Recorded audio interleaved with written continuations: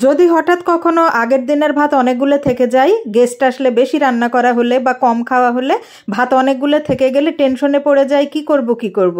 তখন আমি পরের দিন সকালে ব্রেকফাস্ট না বানিয়ে কোনো ঝামেলা না করে এই ভাতটা কিন্তু ব্রেকফাস্টের কাজে লাগাই।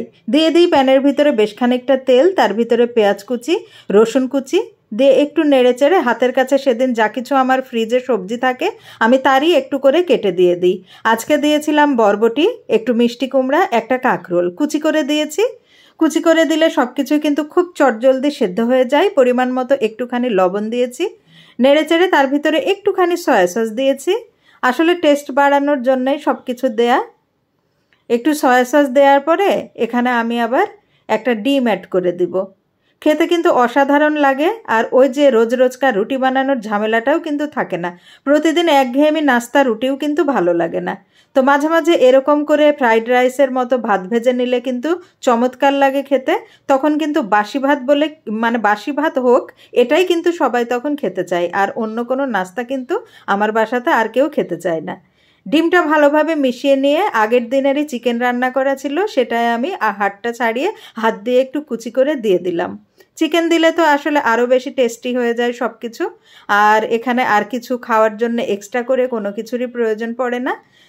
একটুখানি সামান্য হলুদ গুঁড়া দিয়েছি। আর তারপরে আমি ভাতগুলো এখানে অ্যাড করে দিব। বেশ খানিকটা ভাত ছিল আমার, রাতের ভাত। সবগুলো ভালোভাবে আমি ভাতের সাথে মিশিয়ে নিব। আর এখানে একটু চিকেনের ঝোল দিয়ে দিব আমি, আর একটু দিব টমেটো সস। টেস্ট বাড়ানোর জন্য সব কিছু দেয়া, খেতে কিন্তু অসাধারণ লাগে। আর আগে তো অল্প একটু লবণ দিয়েছিলাম, এখন আরেকটু লবণ অ্যাড করে দিলাম। এই তো নেড়ে চেড়ে নিব, ভালোভাবে মিশিয়ে নিব। একটু লাল সবুজ কাঁচামরিচ দিব, আর দিয়ে দিব খানিকটা ধনেপাতা। একদম সোনায় সোহাগা। খেতে তো এত বেশি মজার হয় যে ওই তো বললাম, যেদিন এরকম আমি ভাত ভাজি বাড়িতে, সেদিন কিন্তু সকালে অন্য কোনো নাস্তা থাকলেও আর কেউ খেতে চাইবে না। এটা এতটাই মজার হয়। আমার কাছে তো মনে হয় ফ্রাইড রাইসের চেয়েও এটা বেশি মজা লাগে, কারণ এটা খেতে আর কিছুই লাগে না। এখানে ইচ্ছা মতো ভেজিটেবল অ্যাড করা যায়, এখানে ডিম থাকে, চিকেন থাকে, সব কিছুর কিন্তু একটা পারফেক্ট কম্বিনেশন। আর মাঝে মাঝে এরকম ব্রেকফাস্ট হলে কিন্তু আমাদের মজাই লাগে, কারণ প্রতিদিন অ্যাজ ইউজুয়াল একঘেয়েমি রুটি পরোটা কিন্তু আমরা কেউই খেতে চাই না। তো এই তো আমার কিন্তু ব্রেকফাস্টটা একদম ডান। আপনাদেরও কিন্তু এই ধরনের ব্রেকফাস্ট ভালো লাগে আমি জানি। আশা করি আমার ভিডিওটাও আপনাদের ভালো লেগেছে।